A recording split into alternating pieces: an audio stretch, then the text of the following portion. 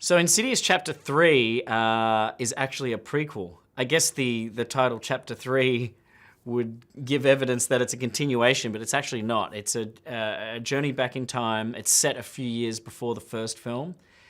And that was just a really interesting idea to me to explore that time. You know, as anyone who's seen the first two films knows, the character of Elise, played by Lynn Shay, is dead. She's been killed. And I loved that character so much and really wanted to explore her background more. And I knew that I couldn't really do that with her as a ghost. And so I felt like the best way to kind of dive into her character was to go back in time and see what she was like before the film. And the more I was writing the script, the more interesting that idea became. The main family of the film, essentially the Lamberts of Insidious Chapter 3, are the Brenners. They're a family that's been ripped apart. The mother of the family has died of cancer, and so when we open the film, we meet them in a really disarrayed state. You know, the father is not really coping with his wife's death. He's played by Dermot Mulroney. He's arguing with his daughter. He's not sure how to deal with it. He has a very sort of kind of stoic male view of things, keeps his emotions in, and he's not really dealing with it. The younger son is just your classic, you know, younger kid who's just distracted by whatever's in front of him. He's you know, hates school and all the rest of it. And Quinn, our main character, she is really upset by the loss of her mother. She's not communicating with her dad well, and she feels a great void in her life that she is so desperate to fill that she reaches out to Elise. And that's how we meet them, you know, in this really fractured state. It's been fun following the Lamberts for two films, but I really feel like Lynn's character, Elise, was the heart of the franchise, you know. James and I both love Lynn. She's such a great person, such a friendly, generous, intelligent actor. And you love having her on set. She's 100% committed at all times. And it's fun. When you're a writer, it's flattering to have an actor dissecting your script that much, talking about it with you, and just taking it to heart. And I had a lot of talks with Lynn as I was writing the script. You know, I would talk to her about what I was planning. And, you know, I think she was really moved by the character's journey in this film. I think it touched on a lot of things in her own life.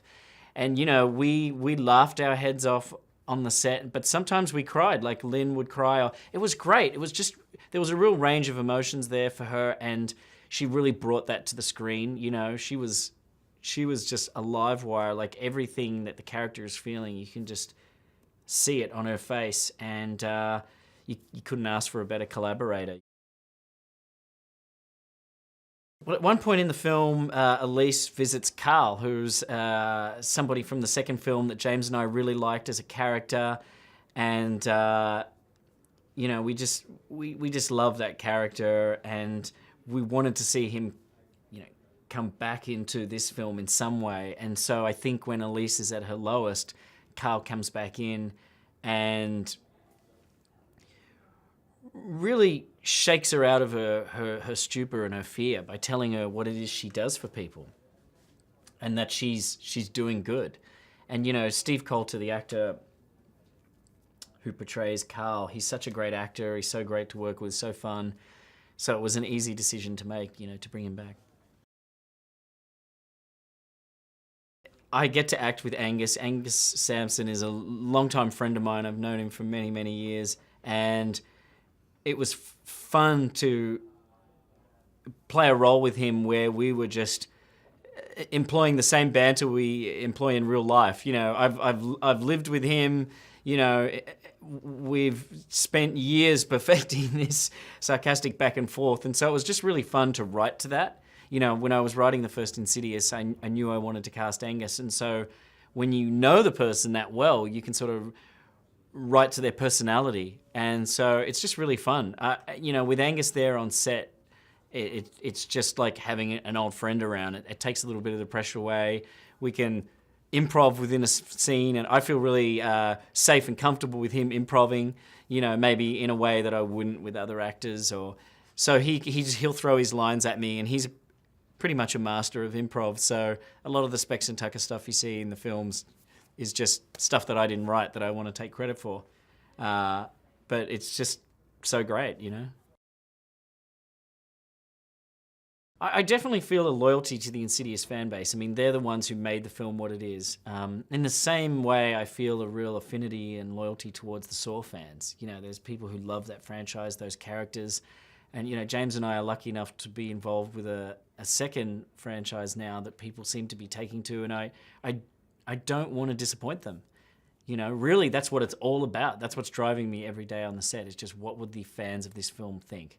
You know, what is it they loved about the first two? How can we continue with that and build on it without repeating? I mean, that's another thing, big thing with James and I, is we never want to repeat ourselves. And we really tried with Insidious Chapter 2 to give the audiences what they wanted without giving them what they expected. Kind of take a little bit of a different turn.